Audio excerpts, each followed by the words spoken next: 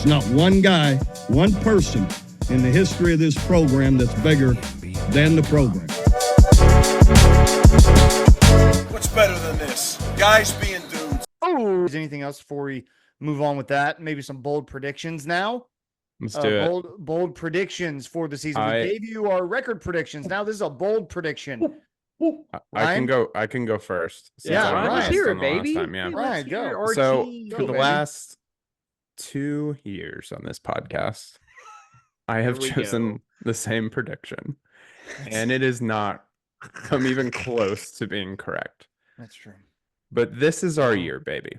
Third time is the charm. Third time. This is our best defensive class, the best defensive team that we've had in over a decade, most likely. Or that's what everyone's saying. You know, that's what we're feeling going into the season. So my bold prediction will be once again that we are going to get 50 sacks across the season. I think we can do it this year. I do. And I think a lot of them are going to come in those first 3 games. For those keeping score at home, that's a little over 4 sacks a game that Oklahoma would have to average. We can do it. In the SEC. We can do it. To get Ryan's bold prediction. But I like it because that's the whole point. We're being bold here. We're going to hit this at some point, and I'm not giving it up.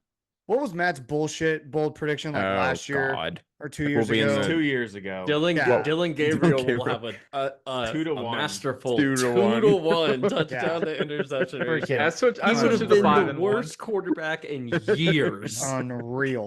Unreal bold prediction. Hey, he did do that, and then I switched to 5-1, and then he went 4-1. So hey. Yeah. Okay. Go ahead, Matt. What's your prediction? I'm gonna lighten up the mood a little bit because, man, that was really sad by Ryan, and I get all the points. I feel like the mood's already light. It's about to be. I'm just bringing everybody down.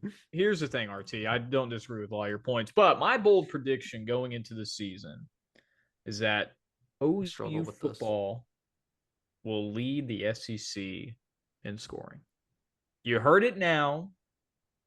I think Seth Littrell has been the best thing that's happened to this OU offense for Jackson Arnold, for this young, very talented group of wide receivers, that this team has the ability to put some just outrageous numbers on the SEC teams. So if everything goes according to plan, Jackson Arnold rises to what his expectation is, or even a little bit below it, I'll be okay with that.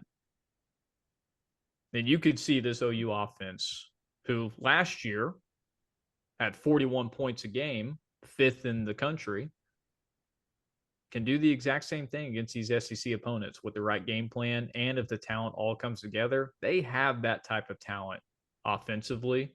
Can it all come together? To Ryan's point, we haven't had that stability with all the new coaches, players, transfer portal.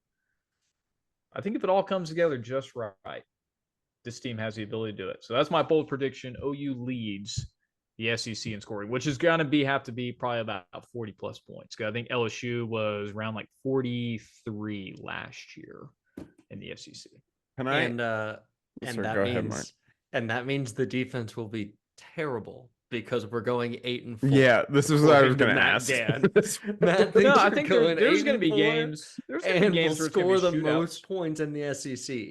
That is, no, I think there's just going to be a lot of shootouts. 100% indirect, but that's difficult because what you just said was the Oklahoma team last week was 5th in the country, and that team won 10 games. But here's the thing: we could also put up a bunch of points against the first 3 opponents. I think we could definitely route some teams, whether it's Tennessee, South Carolina. But some of these SEC schools, I think they're going to underestimate OU.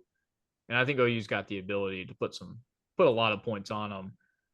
And the defense is going to create turnovers. I just think there's going to be a chance. That's why it's my bold prediction.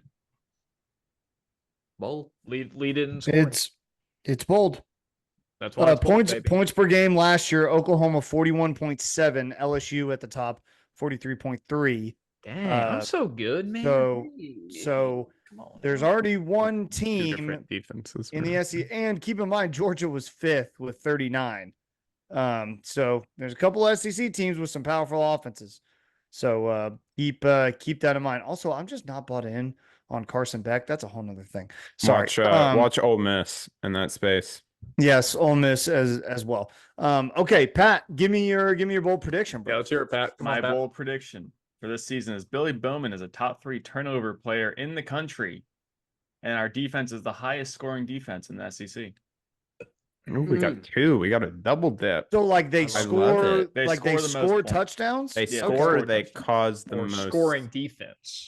like So they the cause the most most turnovers. 6 sixes, fumbles Got it. returned for a touchdown. I love it. Okay. Safety. I like it. Bowen, I like baby. it a lot. Safety. See, if you Dude, would have said, okay, that's not bad. Okay, I Appreciate it. I feel you. I really like it because we know the ball hawks that are in this OU secondary, and we've seen them with the ball in their hand, kind of what they can do and the vision they have. I mean, heck, a couple of them return kicks for that matter. So they have the vision to try to return it. If the pass rush can be any sort of deadly and cause some fumbles to get some scooping scores, that'd be a lot of fun as well. I agree though. I think it's a bold prediction. It is bold indeed. Part of the deal with having so much depth is you can rotate guys. And I think between Billy Bowman and Robert Spears Jennings and Peyton Bowen, you're going to see a healthy bit of rotation. That doesn't mean it can't happen, but I think he's going to have to be healthy all year long for something like that to happen. You can't lose Billy for a game here and there like we have in the past. Truth. I love it. I love Yep. that one. Ryan, Matt. I think already gone. Matt went. I need to Oh. go. Yeah. Yep. I need to Go go. ahead, Mark. I'll go. Yeah, go ahead, Mark. So Come on, mine is about a certain Oklahoma Sooner winning a certain positional award. And if you look at the top 10 of the Bolitnikoff Award odds, you'll see that there's an Oklahoma receiver there, Deion Burks, plus 1,800. Absolutely showed out in the spring game, faster than anyone on the field the moment he puts on the cleats. That's not who I'm going with. I'm going Nick Anderson, plus 6,000 odds, according to this On3 article I found. And I think we've all seen what he's capable of doing. The ball hits his hands and he gets the first down, or he gets the touchdown. He makes the highlight play. That's what Nick Anderson is, and that's what he can be for the offense. Jaden Gibson had the best rapport with Jackson Arnold because they were on the twos together last season. I think that Nick Anderson replaces that safety valve big guy option for him in the intermediate part of the field as well as the deep part of the field, like we've seen Nick take over in the past. I'm excited for, I mean, he's got so much potential, man. He's so big. He's so long. He's got so much strength. He's got so much fluidity for a guy his size. I think that if we're going bold predictions, plus 6,000 feels pretty good. I'm going to say Nick Anderson wins the Bolitnikoff. Love it. That's fun to me. That's bold. That's a fun one to me. That's bold. Kinda crazy. Is the last Bolitnikoff OU has Dede Westbrook? yes. That sounds correct. Definitely. Yeah. So, yeah, man, I like that one. That one's fun. That one's fun because that could really happen. Save this clip. The only way there- it doesn't Save this though, clip is when it like doesn't. he's not a big enough name yet around the country because he's a little younger.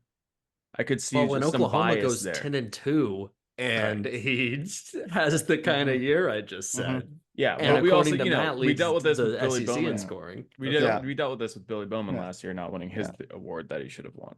Yeah. I agree Speaking, with that. And I not got being my- preseason list he should be. I got my eye on McMillan in Arizona. That dude, just watching him last year, It destroyed us. he's he's just I haven't seen anything like that like in the last couple of years. I don't think. Wide receiver. So- speaking of 10-2, my bold prediction: Oklahoma is 10-2 against the spread this year. I think they cover in 10 out of the 12 games that they play in the regular season. Those 2 games that they don't cover, I think one of them is going to be Bama, and I think the other one might be a tough game against like Tennessee or Missouri. Those ones kind of stick out to me. I don't have the odds in front of me. Maybe Mark's trying to find them. I could only find Mine week too. 1 odds. And I see the Temple line at already 42.5. Jesus. See, that's a tough one to cover. No, I know that's a tough one to cover right there. That's a really tough one to cover. It is. But I just think the games that Oklahoma are going to play, especially when we get into SEC play, those lines are not going to be big. So if you win that game and you only win that game by a touchdown, you're probably covering, because it's probably going to be, Mark's more educated than me, 3.5, 4.5 line or something like that. And touchdown wins you that bet. So 2.5 sometimes, field goal. I think one of the highest, wasn't it like Texas? They had us like 7 or 8. We were, I want to I say. thought we were double-digit dogs to Texas. Oh, we might be double digit. I don't know. I No? thought we I were don't think closer. so. Okay. I, I don't think so. That might have been an early look ahead line. Okay. All right. Last I saw it was like 6.5, but Thank maybe you. I'm making that up. No. No, I thought I it don't was right know. around Dude, there. Regardless, Right Hold there. on. And regardless, into Mason, this is fun because I think where you're going to get screwed the most is the first 3 games. So sure. I get that. I get that for sure. And yeah, you're right. Those spreads will be quite monumental. They'll be quite large. yeah, But you win that first game, 56 to 10, you're covering 42.5 right there. yeah, I think if Um, they give a lot to Houston and Tulane, and it's like a 30 to 40 point spread, then it becomes like, oh, they're going to win by like 25, or Yeah. something like that. Mhm. And then, but I like the thought around SEC and how everything's going to be a little closer. Yeah. So little bit closer. So even in the games that they're dogs, right? Like even if they go into a game and they're a big dog, I think they cover that. I think they'll be able to keep that game close and maybe even eke out a win, whatever it is. So yeah, that's my bold prediction. Let us know down below in the comments your bold prediction for the Oklahoma Sooners this season. We read every single one of your comments. Love to read those comments. Mark, did you have the lines, or are we moving on? Yeah, they're moving on. from May, so it's like a little old now. Yeah. But Yeah. the biggest line in May, other than the 39.5, we were favored against Temple by, was Texas, and it was 8.5 at that time. hmm. Maybe I don't know where that's gone now that I'm thinking about it, but Alabama's only favored by 1.5 coming into Norman as of May.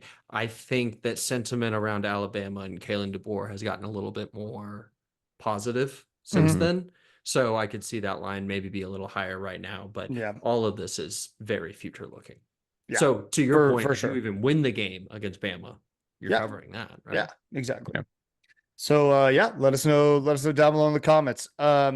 Okay, boys,